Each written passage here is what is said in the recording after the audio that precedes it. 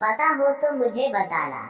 इतने में उन्होंने कहा कि जौहरी उनकी चिंता छोड़ दे क्योंकि वो दोनों सुरक्षित है। साथ ही उसने कहा कि उन दोनों ने ही जौहरी का पता दिया है और उन्होंने बताया है कि जौहरी उनका मददगार है। आगे डाको ने कहा कि हम लोग किसी पर दया नहीं करते हैं, फिर भी हमने उन दोनों का पूरा ख्याल रखा है और तुम्हें भी कोई परेशानी नहीं होने देंगे। जौहरी ने डाकुओं का आभार प्रकट किया। इसके साथ ही जौहरी ने शहजादे और शमसुन्निहार की पूरी प्रेम कहानी बताई। ये सब जानकर वे लोग हैरान हो गए और कहा, क्या ये व्यक्ति फारस के राजा बका का बेटा अबुल हसन है और वह स्त्री खलीफा की प्रिय शमसुन्निहार है। जौहरी ने उनके सवालों का जवाब हाँ में दिया। यह सब जानने के बाद डाको ने अबुल हसन और शमसुन्निहार के पास जाकर माफी मांगी। उसके बाद उन डाकुओं ने चोरी का कुछ सामान देकर उन तीनों को सुरक्षित नदी के उस पार पहुंचाने का वादा किया और साथ ही उनका राज छुपाने के लिए वादा लिया। उन तीनों ने कसम खाई कि वे लोग डाकुओं के बारे में किसी को नहीं बताएंगे। इसके बाद एक डाकू ने उन तीनों को नदी के पार छोड़ दिया। हालांकि तट पर आते ही सिपाहियों ने उन्हें देख लिया। वहीं डाकू उन्हें देखते ही अपनी नाव लेकर भाग गया, लेकिन उन तीनों को सिपाहियों ने पकड़ लिया और पूछताछ करने लगे। जौहरी ने झूठ बोलते हुए कहा कि डाकुओं ने उसके घर पर डाका डाला था और साथ में उन दोनों को भी पकड़कर नदी के उस पार ले गए थे। न जाने डाकुओं ने क्या सोचा कि उन्होंने उन सबको नदी के इस पार पहुंचा दिया और लूटे हुए कुछ सामान भी वापस कर दिए है।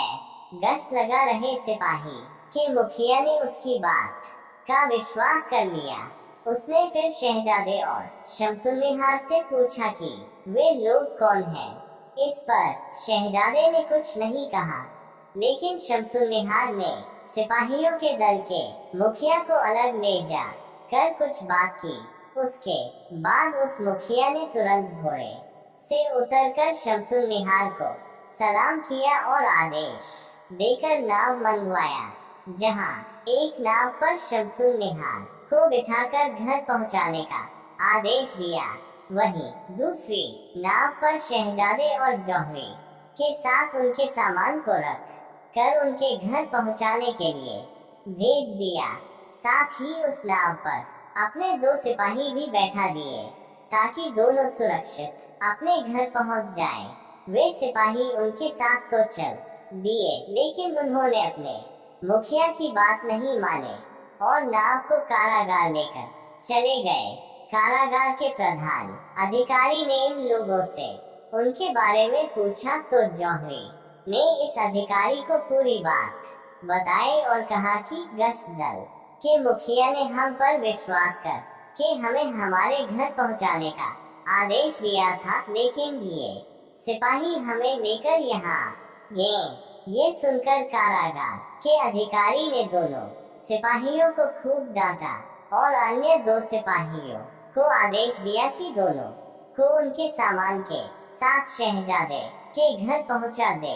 घर पहुंचने के बाद वे इतने थक चुके थे कि उनसे चला भी नहीं जा रहा था। थोड़ी देर बाद शहजादे ने अपने नौकरों को आज्ञा दी कि जौहरी को उसके घर पर पहुंचा दिया जाए। जौहरी के घर आते ही उसके घर वालों ने चिंता जताकर उससे पूछताछ शुरू कर दी कि वह कहाँ था। उसने घर वालों की बात को टाल दी और खुद को थका हुआ बताकर अपने कमरे में सोने चला गया। Hi friends, welcome to Cinema Prime YouTube channel। Interesting Hindi story motivational video के लिए सब्सक्राइब कीजिए cinema prime YouTube channel. Please subscribe, press bell icon.